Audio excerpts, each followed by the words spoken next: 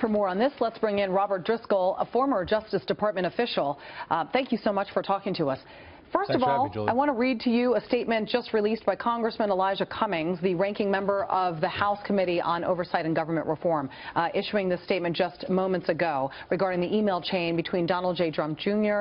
and Rob Goldstone, describing the Russian government wanted to provide high-level and sensitive information about Secretary Hillary Clinton that was part of Russia and its government support for Mr. Trump. It reads in part, "This is a sad day for our country. The email chain confirms that the president's son was both aware of and supported the Russian government's efforts to help the president get elected." He goes on to say, "We must investigate and we must act on our findings." Robert, your reaction to that statement and to the emails?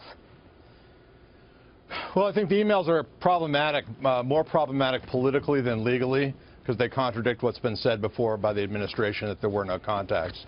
But I still think that I've yet to see a real rock-solid legal issue.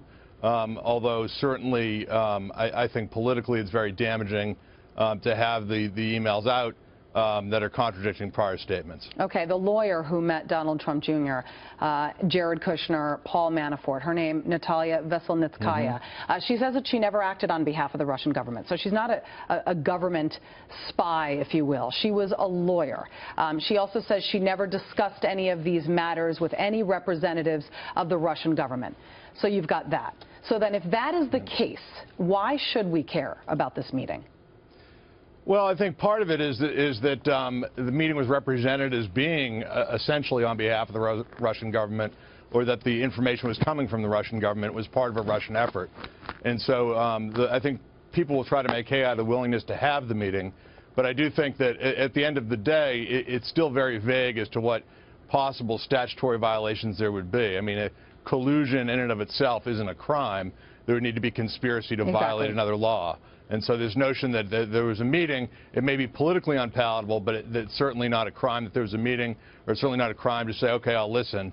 The question is whether, one could piece together a legal theory of criminal activity. And I haven't seen anything other than kind of esoteric campaign finance theories that don't make a lot of sense to me. I'm glad you touched on that, because I did touch on that in our 11 o'clock hour, that collusion is not a crime, so be that it is not being held in exchange for favors, especially during a political election.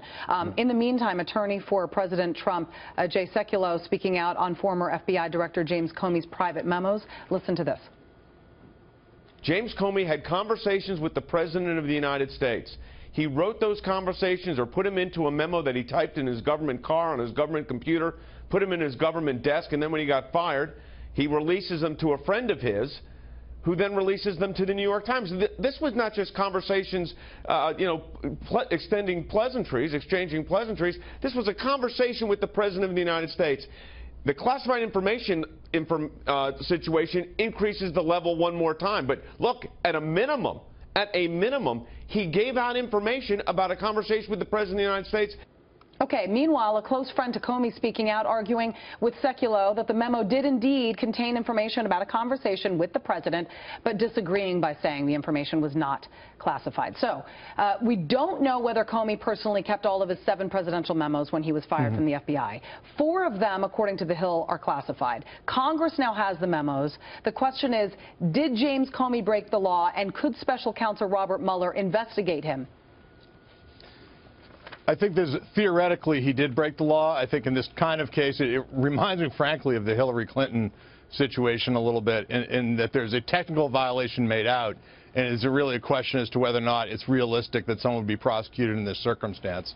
Because certainly, I mean, at a minimum, he distributed government property. The notion that there's personal memos, I don't think holds any water. I mean, he wrote it about a meeting he had while doing his job for the government. You just can't walk out of the government with those memos. I imagine he violated a non-compete, or a non-disclosure agreement. Sure. But I think that as well, if there's anything classified, that classification would happen, could up the ante for him a little bit.